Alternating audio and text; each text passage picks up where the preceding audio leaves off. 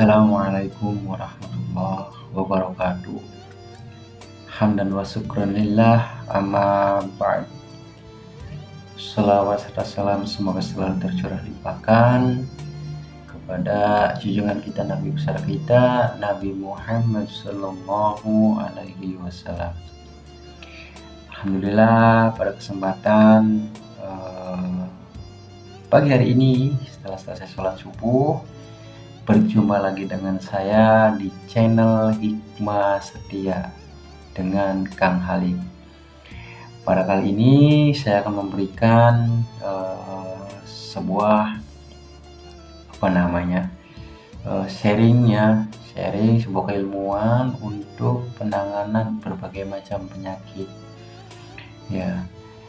Nah, konsepnya adalah segala penyakit ketika menimpa dalam tubuh manusia justru harus dicek dulu lambungnya. Yang harus diobati adalah lambung.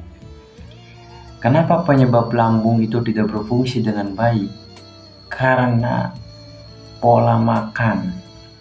Ya.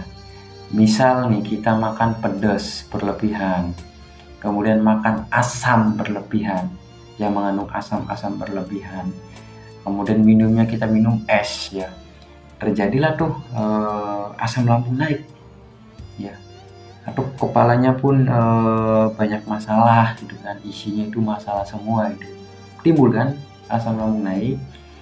Nah, begitu asam lambung naik, kesalahan terbesarnya adalah minum obat penetral lambung. Minum obat penetral lambung. Justru minum obat-obatan berlebihan, minum obat penetral lambung justru akan membuat lambung itu fungsinya tidak baik. Kenapa saya mengatakan begitu? Justru Allah menciptakan tubuh manusia. Ini Allah yang menciptakan tubuh manusia. Di dalam tubuh itu ada beberapa organ. Kita sebut yang tadi kita konteks dari pembahasan ini yaitu lambung. Nah, ketika lambung ini sudah Allah ciptakan, Allah juga ciptakan yang namanya asam lambung. Lokasi itu di dalam lambung itu ada namanya asam lambung. Asam lambung itu fungsinya untuk apa? Untuk memecah makanan dan minuman yang masuk dalam tubuh itu, dipecah oleh asam lambung.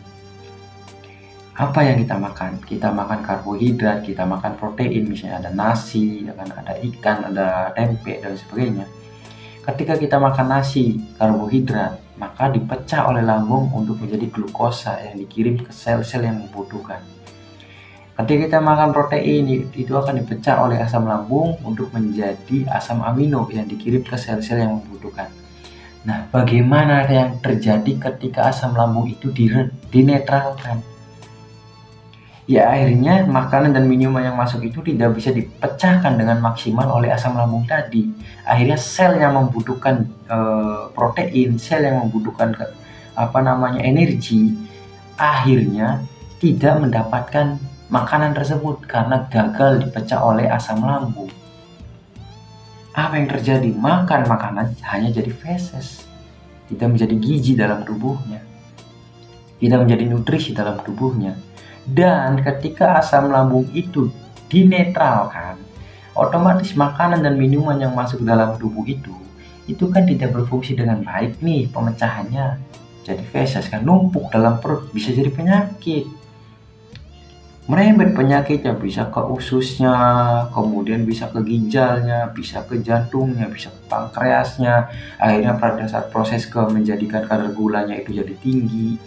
Ketika memerintahkan insulinnya itu akhirnya ke sel-sel itu juga kurang terpenuhi proteinnya, akhirnya bisa terjadi kerusakan di mana-mana. Hanya akibat sepele dari kebiasaan meminum obat-obatan penetral lambung. Ya. Bagaimana cara penanganannya? Silakan sharing langsung dengan Kang Halim Padepokan Hikmah Setia. Bila taufik wal hidayah, wassalamualaikum warahmatullahi wabarakatuh.